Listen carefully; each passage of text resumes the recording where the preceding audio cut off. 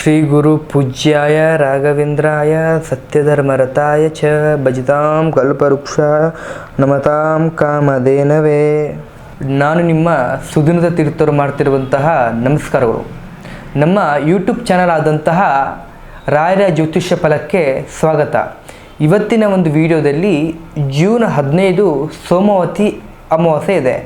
ಈ ಅಮಾವಾಸ್ಯೆ ಕಳೆದ ನಂತರ ಈ ತುಲಾರಾಶಿಯವರ ಭವಿಷ್ಯ ಹೇಗಿದೆ ಎನ್ನುವಂಥದ್ದು ಈ ವಿಡಿಯೋದಲ್ಲಿ ತಿಳಿಸ್ಕೊಡ್ತಾ ಇದ್ದೀನಿ.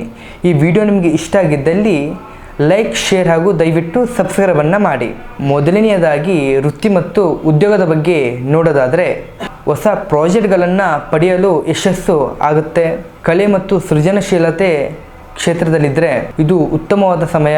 ಸಹೋದ್ಯೋಗಿಗಳ ಜೊತೆಗೆ ಉತ್ತಮವಾದ ಸಂಬಂಧಗಳಿರುತ್ತವೆ. ಇನ್ನು ಹಣಕಾಸಿನ ವಿಚಾರದಲ್ಲಿ ಅನಿರೀಕ್ಷಿತ ಖರ್ಚುಗಳು ಕಡಿಮೆಯಾಗಿ ಉಳಿತಾಯದ ಕಡೆ ಗಮನ ಕೊಡ್ತೀರಾ. ಹೂಡಿಕೆ ಮಾಡಲು ಇದು ಉತ್ತಮವಾದ ಸಮಯ.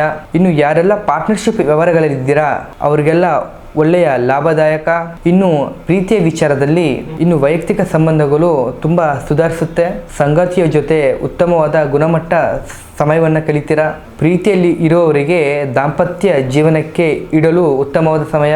ಇನ್ನು ಕುಟುಂಬದಲ್ಲಿ ಸಂತೋಷವಾದ ವಾತಾವರಣ ಇರುತ್ತೆ. ಹಿರಿಯರ ಜೊತೆ ಇರುವಂತಹ ಭಿನ್ನಾಭಿಪ್ರಾಯ ಮಾತಿನ ಮೂಲಕ ಎಲ್ಲ ರೀತಿಯಲ್ಲಿ ಬಗೆಹರಿಯುತ್ತೆ. ಮನೆಯಲ್ಲಿ ಶುಭ ಕಾರ್ಯಕ್ರಮಗಳಿಗೆ ಒಳ್ಳೆಯ ಚಾನಲ್ ಸಿಗಬಹುದು. ಇನ್ನು ಆರೋಗ್ಯದ ವಿಚಾರದಲ್ಲಿ ಸ್ವಲ್ಪ ಹೆಚ್ಚಿನ ಜಾಗೃತಿ ವಹಿಸಬೇಕು. ವಿಶೇಷವಾಗಿ ಚರ್ಮದ ಆರೈಕೆ ಬಗ್ಗೆ ನಿರ್ಲಕ್ಷಿಸಬೇಡಿ. ಸಾಕಷ್ಟು ನೀರನ್ನು ಕುಡಿಯಿರಿ ಹಾಗೂ ತಾಜಾ ಹಣ್ಣನ್ನು ಸೇವನೆ ಮಾಡಿ. ನೀವು ಶುಕ್ರವಾರ ಮಹಾಲಕ್ಷ್ಮಿಯ ದೇವಸ್ಥಾನಕ್ಕೆ ಭೇಟಿ ಕೊಟ್ಟು ಬಿಳಿಯ ಕಮಲವನ್ನು ಅರ್ಪಣೆಯನ್ನು ಮಾಡಿ ಓಂ ಶುಕ್ರಾಯ ನಮಃ ಅಂತ ಹೇಳಿ ಜಪನ ಮಾಡಿ. ಇದಾಗಿತ್ತು ತುಲಾರಾಶಿಯ ಸೋಮವತಿ ಅಮಾವಾಸ್ಯೆಯ ಭವಿಷ್ಯ. ಈ ವಿಡಿಯೋ ನಿಮಗೆ ಇಷ್ಟ ಆಗಿದ್ದಲ್ಲಿ ಲೈಕ್, ಶೇರ್ ಹಾಗೂ ಸಬ್ಸ್ಕ್ರೈಬನ್ನು ಮಾಡಿ. ಹಾಗೆ ನಿಮ್ಮ ಜೀವನದಲ್ಲಿ ಯಾವುದೇ ರೀತಿಯ ಸಮಸ್ಯೆಗಳಿದ್ದರೂ ಕೂಡ ಕೆಳಗಂಡ ನಂಬರ್ಗೆ ಕರೆ ಮಾಡಿ ಹಾಗೆ ಪರಿಹಾರವನ್ನು ಪಡೆದುಕೊಳ್ಳಿ.